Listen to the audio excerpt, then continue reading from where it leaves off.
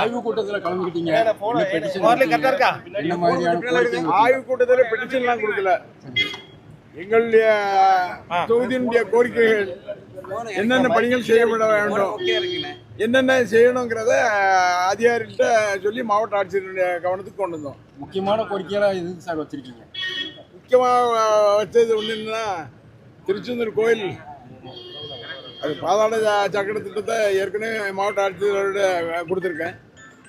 அது இல்லாமல் வர்ற கார் பார்க்கிங்கு உடனடியாக பண்ணி கோயிலுக்கு போகிறதுக்கு வழி பண்ணுறதுக்கு வழியை கேட்டிருக்கோம்.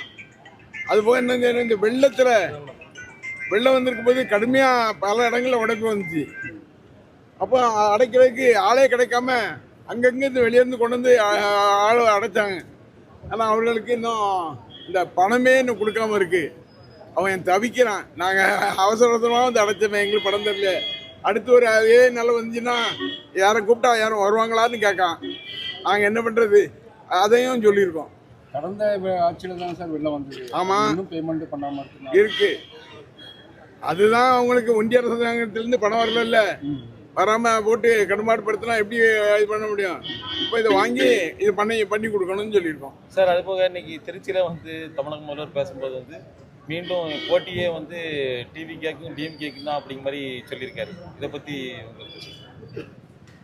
திராவிட முன்னேற்ற கழகத்துக்கு போட்டி எந்த கட்சியும் இல்லை.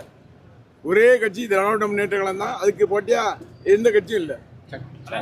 வரக்கூடிய தேர்தல் எல்லாத்துலயுமே இந்த டிவி கேட்டா வெற்றி பெறும் அப்படின்னு சொல்லி இந்த பொதுக்கூட்டத்தில் பொறுத்திருந்து பார்ப்போம். சூப்பர்.